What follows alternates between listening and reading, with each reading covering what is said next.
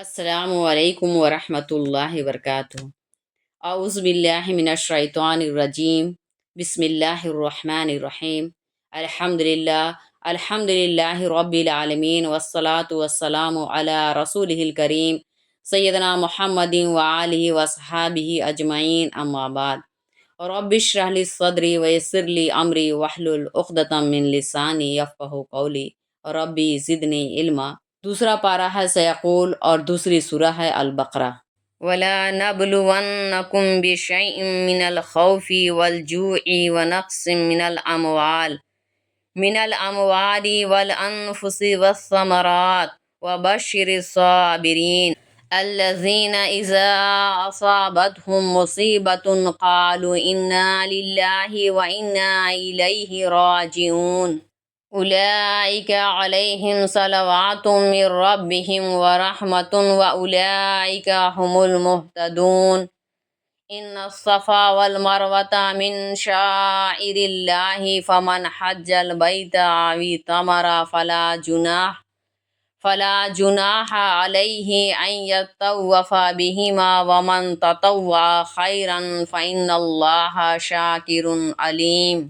اللہ رب العالمین ارشاد فرما رہے ہیں، اور ہم تم لوگوں کو خوف، بھوک، مال، جان اور پھلوں کے نقصان سے کچھ ضرور آزمائیں گے۔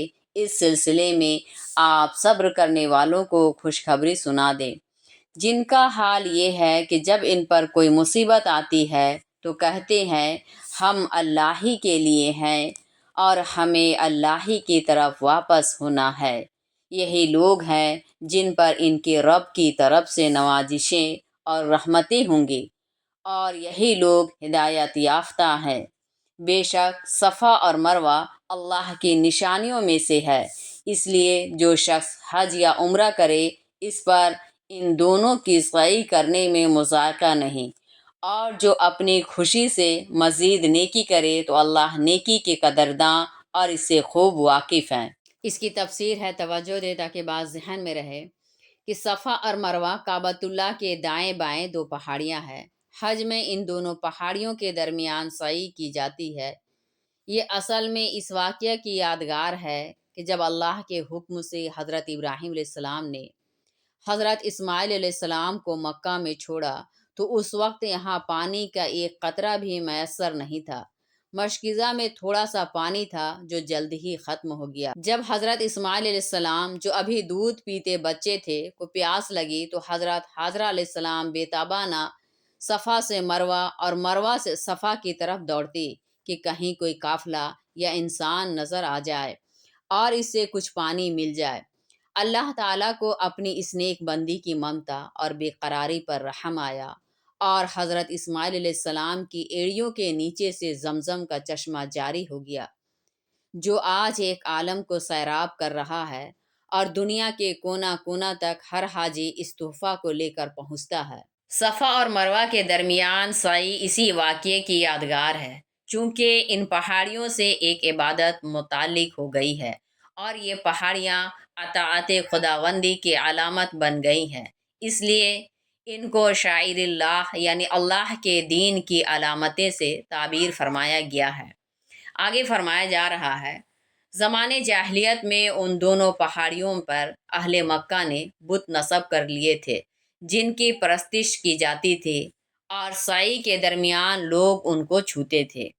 اس لیے مسلمانوں کو ان پہاڑیوں کی سعی سے کراہت محسوس ہوئی، حالانکہ سعی کا مقصد حضرت حاجرہ علیہ السلام کی سنت کو زندہ کرنا تھا، اور یہ شاعر توحید میں تھا نہ کہ شاعر شرک میں۔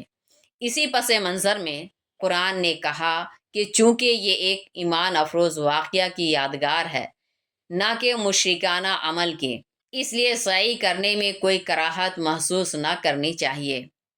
چنانچہ صفا اور مروہ کے درمیان سعی امام ابو حنیفہ رحمۃ اللہ کے نزدیک واجب، مالک اور شوافیہ اور حنابلہ کے نزدیک رکن ہے۔ ان الذین یکتمون ما انزلنا من البینات والہدی من بعد ما بیناہ للناس فی الکتاب اولئک یلعنہم اللہ ویلعنہم اللاعنون إلا الذين تابوا وأصلحوا وبينوا فأولئك أتوب عليهم وأنا التواب الرحيم إن الذين كفروا وماتوا وهم كفار أولئك عليهم لعنة الله والملائكة والناس أجمعين خالدین فیہا لا یخفف عنہم العذاب ولہم ینظرون۔ اللہ رب العالمین فرما رہے ہیں، بے شک جو لوگ ہماری اتاری ہوئی دلیلوں اور ہدایت کو باوجود یہ کہ ہم اس کو لوگوں کے لیے آسمانی کتاب میں واضح کر چکے ہیں چھپاتے ہیں، ان پر اللہ کی لعنت ہے اور تمام ہی لعنت کرنے والے ان پر لعنت کرتے رہتے ہیں، سوائے ان لوگوں کے جنہوں نے توبہ کر لی، درست عمل کرنے لگے اور حق بات کو ظاہر کر دیا، یہی لوگ ہیں کہ میں ان کی توبہ قبول کروں گا اور میں خوب توبہ قبول کرنے والا اور بہت مہربان ہوں۔ بے شک جن لوگوں نے کفر کیا اور کفر ہی پر مر گئے، ان پر اللہ کی، فرشتوں کی اور تمام انسانیت کی لعنت ہے، وہ ہمیشہ اسی میں رہیں گے، نہ ان کا عذاب ہلکا کیا جائے گا اور نہ ان کو مہلت دی جائے گی۔ اس سے معلوم ہوا کہ جو لوگ کسی حکم شرعی سے واقف ہوں اور وہ موقع اس کی تعلیم و تفہیم کا ہو تو ایسے لوگوں کو خاموشی اختیار کر لینا جائز نہیں، ان کی خاموشی بھی گناہ ہے۔ یعنی فرشتے اور انسان اللہ کی لعنت رحمت خداوندی سے محروم ہونا ہے، اور مخلوق کی لعنت ان کے لیے محرومی کی بد دعا کرنا ہے۔ کسی متعین شخص پر اس وقت لعنت جائز ہے جبکہ کفر پر اس کی موت ہوئی ہو، زندہ اور متعین آدمی پر مسلمان ہو تو کیا مانے، کافر ہو جب بھی لعنت نہ کرنی چاہیے، اس لیے کہ ممکن ہے کہ اس کا خاتمہ اسلام پر ہو جائے، البتہ وصف گناہ کے ساتھ کسی شخص کو متعین کیے بغیر لعنت کرنا جائز ہے، جیسے جھوٹے پر اللہ کی لعنت، شرابی پر اللہ کی لعنت وغیرہ۔ اس آیت میں اسی طرح لعنت فرمائی گئی ہے۔ اسی میں رہیں گے میں اسی سے دوزخ بھی مراد ہو سکتی ہے اور لعنت کی حالت بھی، کہ وہ ہمیشہ لعنت ہی میں رہیں گے۔ بعض مفسرین نے پہلا اور بعض نے دوسرا معنی مراد لیا ہے، گنجائش دونوں ہی کی ہے۔ وَإِلَٰهُكُمْ إِلَٰهٌ وَاحِدٌ لَا إِلَٰهَ إِلَّا هُوَ الرَّحْمَٰنُ الرَّحِيمُ إِنَّ فِي خَلْقِ السَّمَاوَاتِ وَالْأَرْضِ وَاخْتِلَافِ اللَّيْلِ وَالنَّهَارِ وَالْفُلْكِ الَّتِي تَجْرِي فِي الْبَحْرِ بِمَا يَنْفَعُ النَّاسَ وَمَا أَنزَلَ اللَّهُ مِنَ السَّمَاءِ مِن مَّاءٍ فَأَحْيَا بِهِ الْأَرْضَ بَعْدَ مَوْتِهَا وَبَثَّ فِيهَا مِن كُلِّ دَابَّةٍ وتصریف الرياح والسحاب المسخر بين السماء والأرض لآيات لقوم يعقلون ومن الناس من يتخذ من دون الله أندادا يحبونهم كحب الله والذين آمنوا أشد حبا لله وَلَوْ يَرَى الَّذِينَ ظَلَمُوا إِذْ يَرَوْنَ الْعَذَابَ أَنَّ الْقُوَّةَ لِلَّهِ جَمِيعًا وَأَنَّ اللَّهَ شَدِيدُ الْعَذَابِ۔ اللہ رب العالمین ارشاد فرما رہے ہیں، اور تمہارا معبود خدائے واحد ہی ہے، اس کے سوا کوئی عبادت کے لائق نہیں، اور وہ بہت مہربان اور نہایت رحم کرنے والا ہے۔ بے شک آسمان و زمین کی پیدائش میں، شب و روز کی تبدیلی میں، ان کشتیوں میں جو لوگوں کے نفع کی چیزیں لے کر سمندر میں چلتی رہتی ہیں، اس بات میں کہ اللہ نے بادل سے پانی برسائے، پھر اس کے ذریعے مردہ زمین کو زندگی بخشی اور زمین پر ہر طرح کے جاندار پھیلا دیے، ہواؤں اور ان بادلوں میں جو زمین و آسمان کے درمیان حکم خداوندی کے تابع ہے، سمجھ رکھنے والوں کے لیے نشانیاں ہیں۔ بعض لوگ وہ ہیں جو اوروں کو اللہ کا شریک ٹھہراتے ہیں، جیسے اللہ سے محبت رکھنی چاہیے ویسے ہی ان سے محبت رکھتے ہیں، اور جو لوگ ایمان لا چکے ہیں اللہ سے ان کی محبت اس سے بھی بڑھ کر ہے۔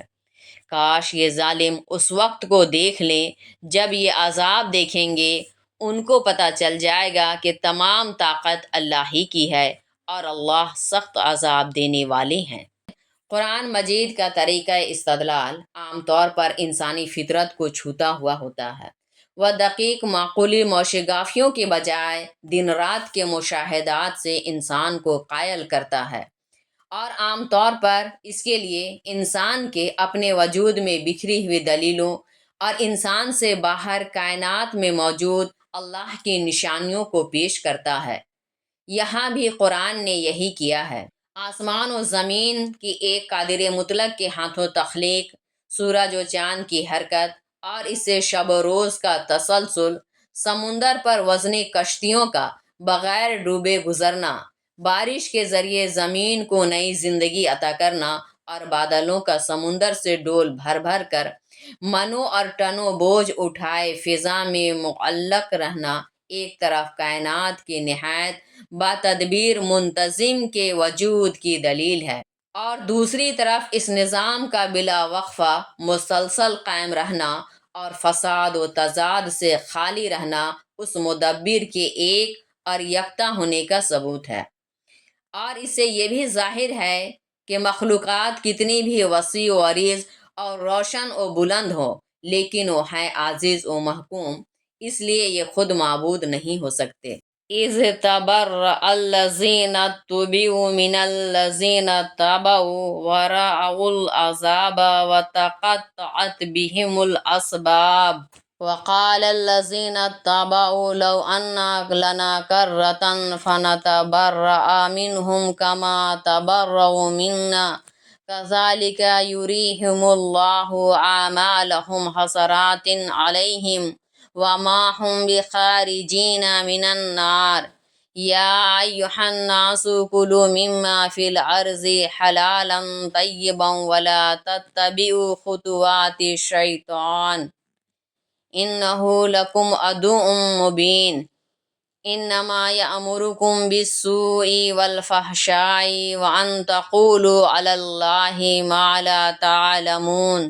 اللہ رب العالمین فرما رہے ہیں، وہ وقت بھی قابل ذکر ہے جب قوم کے پیشوا اپنی پیروی کرنے والوں سے بیزاری ظاہر کریں گے، وہ خود عذاب کا سامنا کریں گے اور ان کے تمام سہارے ٹوٹ چکے ہوں گے، تو پیروی کرنے والے کہیں گے کہ اگر ہمیں ایک موقع اور ملے تو جیسے وہ ہم سے بے تعلقی برت رہے ہیں، ہم بھی ان سے بے تعلقی کا برتاؤ کریں۔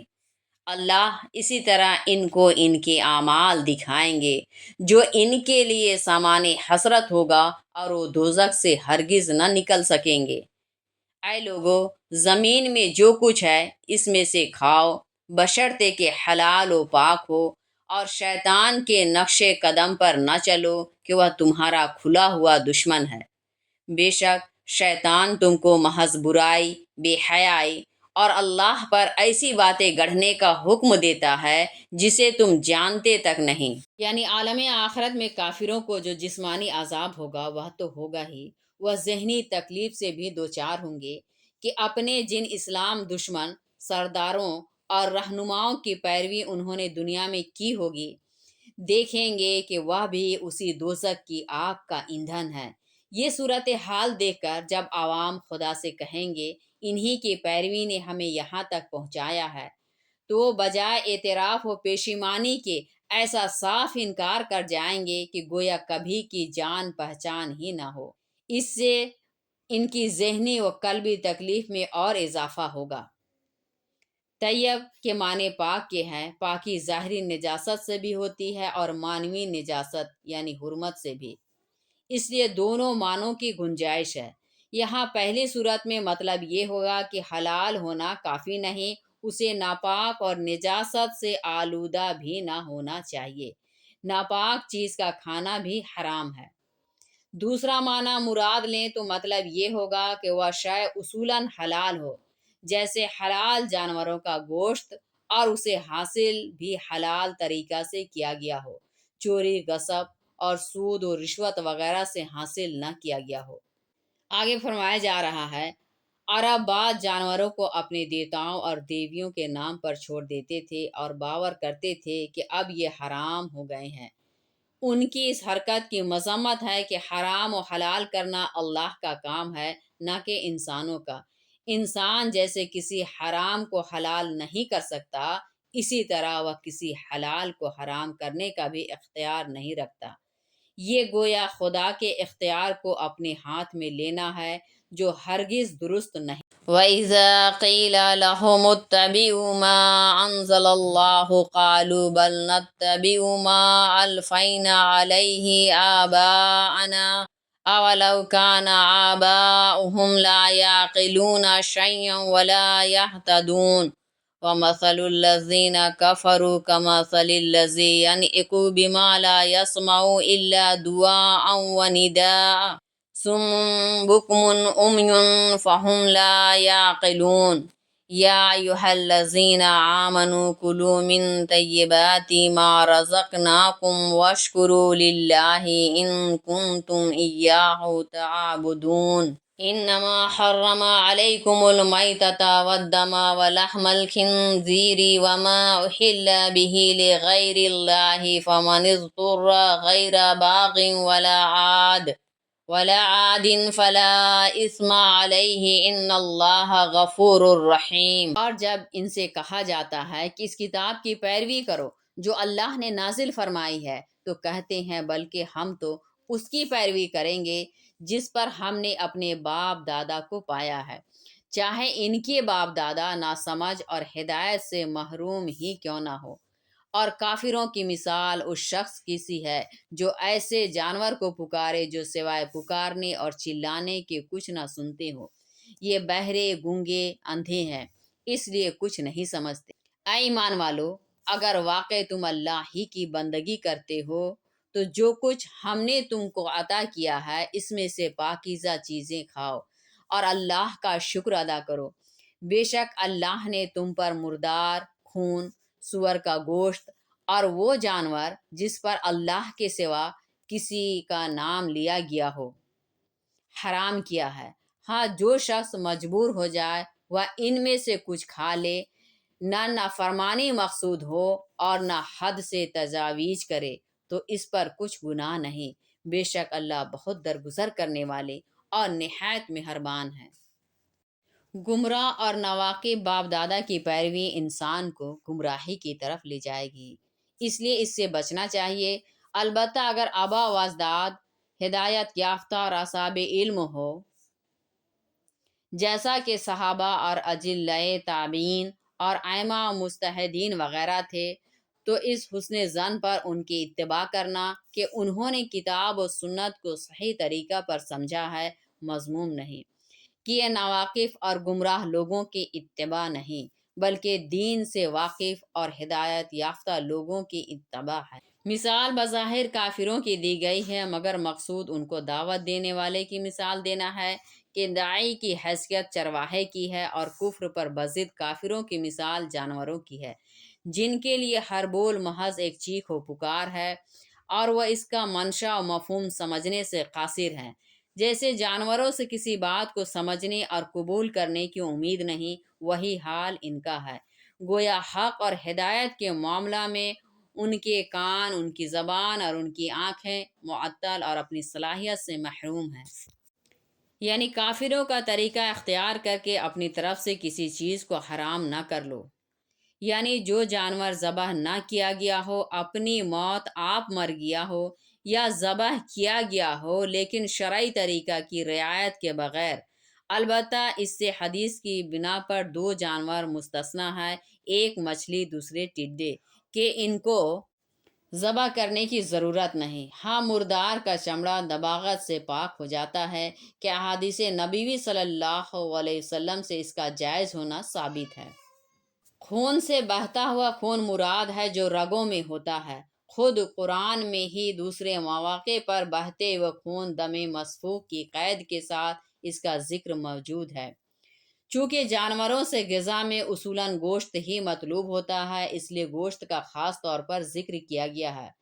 ورنہ اس بات پر اجماع ہے کہ سور اپنے جسم کے تمام اجزاء، ہڈی، چمڑا، چربی وغیرہ کے ساتھ حرام ہے۔ آگے فرمایا جا رہا ہے اس کی دو صورتیں ہیں، ایک یہ کہ ذبح کے وقت غیر اللہ کا نام لیا گیا ہو، اس کے حرام ہونے پر اجماع ہے۔ دوسری صورت یہ ہے کہ جانور کو غیر اللہ کے نام پر چھوڑا گیا اور ذبح کرتے وقت اللہ کا نام لے لیا گیا۔ صحیح یہ ہے کہ اس صورت میں بھی وہ جانور حرام ہی ہوگا، سوائے اس کے کہ ذبح کرنے سے پہلے اس شخص نے توبہ کر لی ہو، کیونکہ جانور پر غیر اللہ کا نام لینا ہر دو صورت میں پایا گیا ہے۔ بدقسمتی سے آج کل بعض مسلمان بھی بزرگوں کے نام سے منسوب کر کے جانوروں کی پرورش کرتے ہیں، یہ کھلا ہوا مشرکانہ عمل ہے۔ اللہ تعالی حفاظت فرمائے، آمین۔ یعنی اگر انسان جان بچانے کے لیے مجبور ہو جائے تو ان حرام غذاؤں کو بھی کھا کر اپنی جان بچا سکتا ہے۔ اس مجبوری کی ایک صورت تو جان لیوا بھوک اور حلال غذا کی عدم موجودگی ہے، اس پر فقہا کا اتفاق ہے۔ دوسری صورت یہ ہے کہ اس کو ان حرام چیزوں کے کھانے پر مجبور کر دیا جائے اور نہ کھانے کی صورت میں شدید نقصان میں مبتلا کیے جانے کا اندیشہ ہو، اس کو اکراہ کہتے ہیں۔ زیادہ تر اہل علم نے اس صورت کو بھی اضطراری ہی قرار دیا ہے۔ غیر باغن کے معنی ہے کہ وہ اپنے اس عمل میں حکم شرعی کی بغاوت کرنے والا نہ ہو، یعنی شدید مجبوری کے بغیر ان حرام چیزوں کو ہاتھ نہ لگائے۔ لعادین کے معنی یہ ہے کہ حد سے تجاویز کرنے والا نہ ہو، یعنی بس اتنی ہی مقدار حرام کا استعمال اس کے لیے جائز ہے جس سے اس کی جان بچ جائے، اس سے زیادہ مقدار نہ کھائے۔ ان الذين يكتمون ما انزل الله من الكتاب ويشترون به ثمنا قليلا اولئك ما يأكلون في بطونهم الا النار ولا يكلمهم الله يوم القيامة ولا يزكيهم وَلَهُمْ عَذَابٌ أَلِيمٌ۔ اللہ رب العالمین فرما رہے ہیں، اللہ نے کتاب میں جو مضمون نازل کیا ہے، جو لوگ اسے چھپاتے ہیں اور اس کے بدلہ تھوڑی سی قیمت حاصل کر لیتے ہیں، وہ یقیناً اپنے پیٹ میں آگ بھر رہے ہیں۔ قیامت کے دن اللہ ان سے نہ بات کریں گے اور نہ ان کو پاک فرمائیں گے، اور ان کے لیے دردناک عذاب ہے۔ یہ بھی ہو سکتا ہے کہ اللہ ان سے بات کرے مگر لطف و محبت کا کلام نہ ہو، بلکہ غضب و عتاب کا کلام ہو، یعنی معاف کر کے گناہوں سے ان کو پاک نہ کریں گے۔ اللہ رب العالمین ہم سب کو عمل کرنے کی توفیق عطا فرمائے۔ وما علینا الا البلاغ۔ السلام علیکم ورحمۃ اللہ۔